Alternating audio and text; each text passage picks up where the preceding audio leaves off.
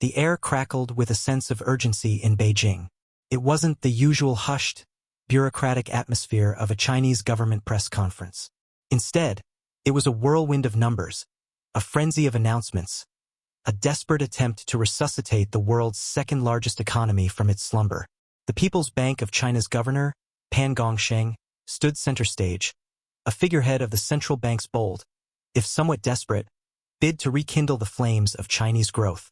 It was a dramatic, almost theatrical unveiling, a carefully orchestrated symphony of measures designed to quell the anxieties of investors and, most importantly, to reassure the world that the emperor still had his clothes on. The news was hardly a surprise. China's economic engine had been sputtering for months, coughing under the weight of a stubbornly sluggish real estate market and a consumer base hesitant to open its purse strings. The nation's stock market, a gauge of investor confidence, was reeling, tumbling further into a deep chasm of uncertainty. The answer?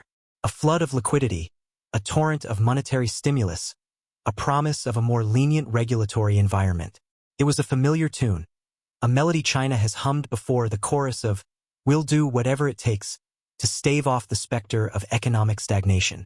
The central bank, in a flurry of activity, slashed a key short-term interest rate and announced plans to reduce the amount of money banks must hold in reserve, effectively injecting a jolt of life into the financial system.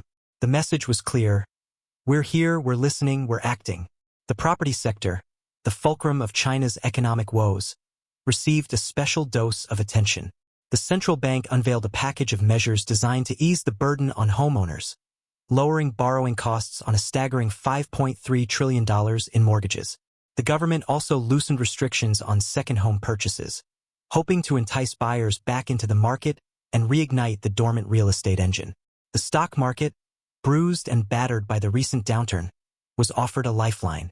The central bank pledged at least $113 billion in liquidity support, a financial crutch designed to prop up the faltering market.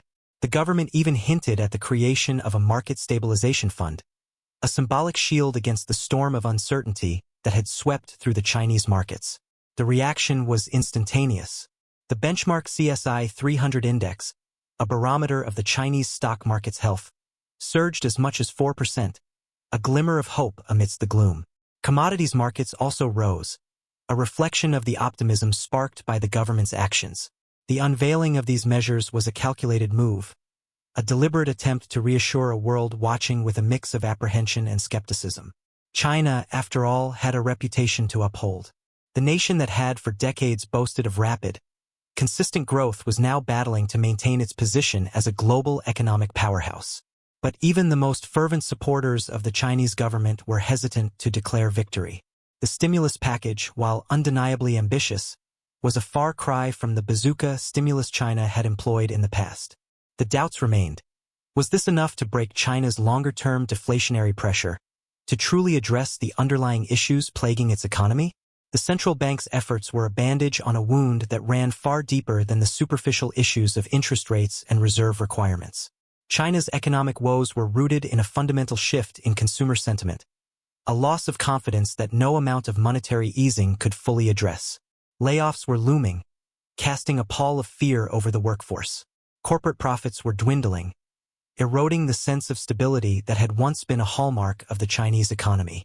Property prices were still falling, a stark reminder of the fragility of the real estate market. While the central bank's measures might have offered a temporary reprieve, they did little to address these underlying concerns. The question remained: could China's consumers, battered by a decade of unprecedented economic expansion, regain their appetite for spending? The answer, it seemed, lay in the hands of the finance ministry, the other half of the government's economic duet. While the central bank orchestrated the symphony of monetary stimulus, the finance ministry held the score, the power to unleash the fiscal arsenal that could truly revitalize the economy. But the finance ministry was strapped for cash, its coffers depleted by the plummeting revenue from land sales. Local governments, burdened by a mountain of debt, were unable to invest in infrastructure projects, the traditional engine of Chinese growth. The stimulus package, therefore, was a two-part act, a carefully choreographed performance that required both the central bank and the finance ministry to play their parts. The central bank had taken its bow, its role played out. The stage now belonged to the finance ministry, the pressure mounting to deliver the final, decisive act. The fate of the Chinese economy hung in the balance, a delicate dance between monetary and fiscal policies, a delicate balance that could easily tip the scales. The world watched, waiting for the next move, the next chapter in this economic saga, wondering if the emperor's new clothes were truly enough to restore the glory of the Chinese economy. But the emperor's new clothes were, in fact, a disguise. It hid a growing unease, a gnawing fear that the emperor, despite his confident pronouncements, was beginning to feel the chill of a winter that might not end. The recent stimulus package unveiled by the People's Bank of China is not merely a series of isolated economic moves. It is a symptom of a deeper, more complex economic malaise gripping the nation. This is not just a cyclical downturn, but a structural shift, a reassessment of the Chinese economic model that has driven the nation's remarkable rise. The key to understanding China's economic challenges lies in recognizing the limitations of the country's traditional growth engine, investment-driven development. For decades, China fueled its growth through a relentless cycle of infrastructure projects, real estate speculation, and industrial expansion. This approach, while undeniably effective, was inherently unsustainable, a house of cards built upon the foundation of ever-increasing debt. The cracks in this model began to appear in the late 2000s, when the global financial crisis exposed the vulnerabilities of the Chinese economy. The government, recognizing the inherent risks of its growth model, attempted to shift its focus towards consumption-driven growth. But this transition proved to be a slow and painful process, a delicate dance between the old and the new. The recent downturn is a stark reminder of the challenges inherent in this transition. The real estate sector, the backbone of the investment-driven economy, is now burdened by excessive debt and a glut of unsold properties. Consumer confidence has waned, as households struggle to make ends meet amidst a slowing job market and a sense of uncertainty about the future. The government's response to this crisis has been a mix of old and new, a blend of traditional stimulus measures and attempts at structural reforms. The monetary easing announced by the central bank is a clear example of the government's reliance on tried-and-true methods. But the government is also pushing for reforms, seeking to create a more sustainable, consumption-driven economy. This push for reform is evidenced by the government's efforts to promote innovation, create a more competitive market environment, and strengthen social safety nets. These efforts are still in their early stages, but they represent a shift in thinking, a recognition that the old model is no longer sustainable. The transition to a consumption-driven economy is a daunting task, fraught with political and economic challenges. The government must find a way to manage the transition without triggering a destabilizing economic shock. This will require careful coordination between monetary and fiscal policies, a delicate balance between short-term stimulus and long-term reforms. The recent stimulus package is a step in the right direction, but it is only a first step. The real test of the government's economic strategy will come in the months and years ahead, as the country navigates the transition to a new, more sustainable model. The world will be watching, eager to see if the emperor's new clothes are indeed a sign of strength, or a mere disguise for a deeper, more fundamental crisis. The Chinese housing market, once a symbol of the nation's economic prowess, is now a looming specter, a haunting reminder of the vulnerabilities inherent in the investment-driven model. The recent decline in property prices has sent shockwaves through the economy, casting a long shadow over consumer confidence and economic growth. The problem is not simply one of falling prices. It is a cascade of interconnected issues, a vicious cycle of declining demand, rising debt burdens, and dwindling investor confidence. The government's efforts to reignite the housing market have been met with limited success. The roots of the housing crisis can be traced back to the government's relentless pursuit of investment-driven growth. The real estate sector, fueled by cheap credit and a culture of speculation, ballooned into a behemoth, accounting for a significant portion of the country's GDP. This growth was driven by a belief that property prices would continue to rise indefinitely, a self-fulfilling prophecy that created a bubble waiting to burst. The bursting of this bubble began in 2014, as the government attempted to rein in speculative lending and impose stricter regulations on the real estate sector. However, the slowdown in the housing market was not just a result of government intervention. It was also fueled by a growing sense of unease among consumers, a realization that the relentless rise in property prices was unsustainable. The decline in property prices had a ripple effect throughout the economy, impacting consumer confidence, household spending, and corporate profits. It also created a vicious cycle of debt, as homeowners found themselves with mortgages they could no longer afford. The government's efforts to stem the decline in property prices have been met with mixed results. The recent stimulus package included measures designed to ease the burden on homeowners, such as lowering mortgage rates and easing restrictions on second home purchases. However, these measures have yet to significantly impact the market, as the underlying problems of excessive debt and declining demand persist. The future of the Chinese housing market is uncertain. The government's efforts to stimulate the market are likely to have a limited impact in the short term. The real challenge lies in addressing the underlying problems of debt and declining demand. The government could consider more aggressive measures, such as a debt forgiveness program for homeowners struggling to make their mortgage payments. It could also focus on improving affordability by making it easier for first-time buyers to enter the market. However, any significant intervention in the housing market carries political and economic risks. The government must weigh the potential benefits of intervention against the potential consequences, such as moral hazard and a further distortion of the market. The Chinese housing market is at a crossroads, a test of the government's ability to navigate the transition to a more sustainable economic model. The government must find a way to address the challenges of excessive debt, declining demand, and a growing sense of uncertainty.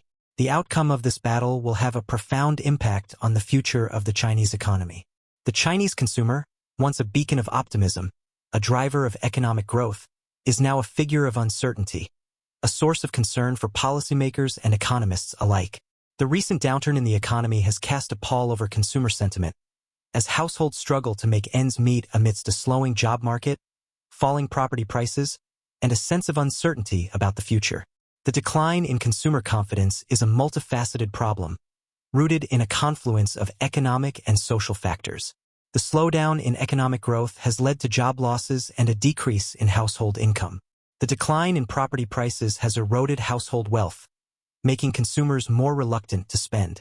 Furthermore, the government's crackdown on corruption and the growing inequality in Chinese society have created a sense of unease among consumers, a fear that the economic opportunities they once enjoyed are disappearing.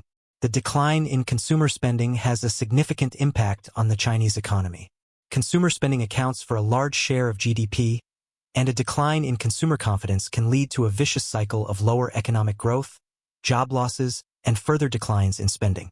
The government's efforts to stimulate consumer spending have been met with limited success. Tax cuts and subsidies have had a modest impact, but they have not been enough to reverse the downward trend in consumer spending. The government must address the underlying problems that are driving consumer anxiety. This means addressing the issues of job insecurity, income inequality, and rising living costs. The government could consider measures such as increasing the minimum wage, providing affordable housing, and investing in education and healthcare. The government could also focus on building consumer confidence by creating a more transparent and predictable economic environment. This could involve improving the quality of data released by the government, strengthening the rule of law, and promoting competition in the market. The Chinese consumer is a crucial driver of economic growth. The government must find a way to restore consumer confidence and encourage spending. This will require a comprehensive approach, addressing both economic and social issues. The future of the Chinese economy depends on it. While the central bank has taken center stage in the recent economic drama, the finance ministry remains the silent, but crucial, partner in this economic dance. The finance ministry holds the power of the purse, the ability to unleash the fiscal arsenal that could truly revitalize the Chinese economy. The finance ministry is currently facing a number of constraints that limit its ability to deploy fiscal stimulus. The most significant constraint is the sharp decline in revenue from land sales, a key source of funding for local governments. This decline has crippled the ability of local governments to invest in infrastructure projects, a traditional driver of Chinese growth. The government is also facing increasing pressure to address the growing level of public debt, a legacy of the investment-driven growth model. The government must balance the need for fiscal stimulus with the need to control debt levels, a delicate balancing act that requires careful judgment and a long-term perspective. Despite the constraints, there are a number of options available to the finance ministry to provide fiscal stimulus. The government could increase spending on social welfare programs, such as healthcare and education, It could also invest in infrastructure projects, such as transportation and energy, which would create jobs and boost economic activity. The effectiveness of fiscal stimulus depends on coordination with monetary policy. If the central bank is easing monetary policy while the finance ministry is tightening fiscal policy, the overall impact on the economy could be muted. The government must ensure that both monetary and fiscal policies are working in concert to achieve the desired economic outcomes. The finance ministry's role is crucial in the Chinese economic recovery. The government must find a way to overcome the constraints on fiscal policy and deploy stimulus effectively. This requires careful coordination with the central bank and a commitment to long-term sustainability. The economic struggles of China, the world's second-largest economy, are not just a domestic issue. They have far-reaching implications for the global economy. China's slowdown has already dampened demand for commodities and affected global supply chains. The potential for a more significant downturn in China could have a cascading effect on the global economy, potentially triggering a recession in other parts of the world. China's slowdown has already had a significant impact on global trade, as demand for imports has weakened. The decline in Chinese demand has particularly affected commodity-producing countries, such as Australia and Brazil.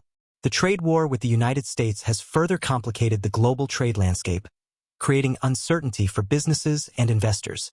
China's economic woes have also raised concerns about the stability of the global financial system. The country's large amount of debt, both domestic and foreign, has made investors nervous about the potential for a financial crisis. The recent decline in the yuan has also raised concerns about currency volatility and the potential for capital flight. The global community is closely watching China's economic performance and its policy response. The recent stimulus package has been greeted with mixed reactions. Some observers are skeptical that the measures will be enough to turn the tide, while others are hopeful that they will provide a much-needed boost to the Chinese economy. The global community has a vested interest in a stable and prosperous China. The international community can play a constructive role by encouraging China to pursue policies that promote sustainable economic growth and reduce global risks. This includes encouraging China to open its markets, reduce its reliance on debt-fueled growth, and address issues of income inequality. China's economic future is intertwined with the global economy. The world will be watching to see how China navigates its economic challenges and whether it can continue to play a constructive role in the global economy. Behind the headlines, behind the economic statistics, there is a human face to the Chinese economic slowdown. It is the face of a worker who has lost their job, of a family struggling to make ends meet, of a young person facing a future clouded by uncertainty. The slowdown in economic growth has led to job losses in various sectors, from manufacturing to construction to retail. Workers are facing increased competition for jobs, as companies cut back on hiring or lay off employees to reduce costs. The decline in wages and benefits has further strained household budgets, making it more difficult for families to make ends meet. The economic uncertainty has also created stress and anxiety for families across China. The declining property market has eroded household wealth, making it more difficult for families to save for the future or pay for their children's education. The fear of job losses and reduced incomes has created a sense of insecurity, making families more reluctant to spend and invest in the future. The economic slowdown has had a particular impact on young people who are entering a job market that is increasingly competitive and uncertain. Young graduates are facing challenges finding stable jobs, and many are forced to accept positions that are below their qualifications or pay less than they expected. The future for young people is uncertain, as they grapple with rising costs of living and a growing sense of anxiety about their ability to achieve their dreams. The Chinese government is facing the challenge of managing an economic transition that is not only complex but also painful. The economic reforms aimed at creating a more sustainable and consumption-driven economy are creating winners and losers, as some sectors and regions benefit from the changes while others struggle to adapt.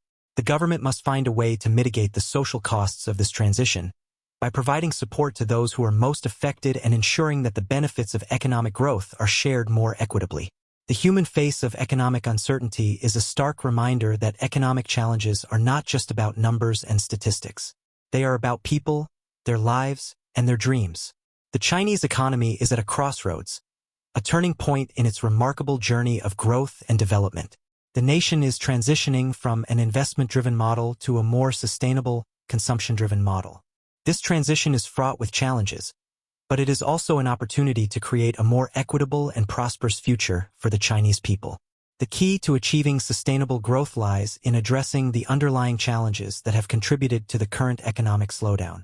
This includes addressing issues of income inequality, promoting innovation, strengthening social safety nets, and creating a more transparent and predictable economic environment. The government has a crucial role to play in promoting sustainable growth. It must ensure that the benefits of economic growth are shared more equitably and that the most vulnerable members of society are protected. The government must also create a level playing field for businesses, encourage innovation, and invest in human capital. The private sector is also critical to achieving sustainable growth.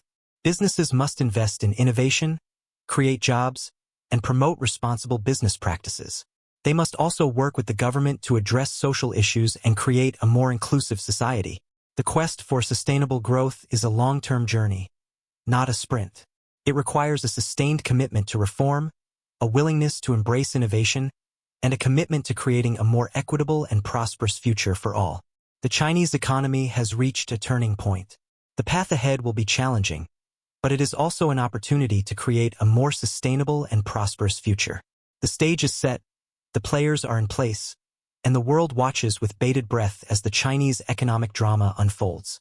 The emperor's new clothes may be a disguise, but it is a disguise that could be transformative. The question remains, will the emperor himself see through the illusion and embrace the real transformation, or will he be forever trapped in a world of illusions? The answer, in the end, will determine the future of the world's second-largest economy and its place on the global stage.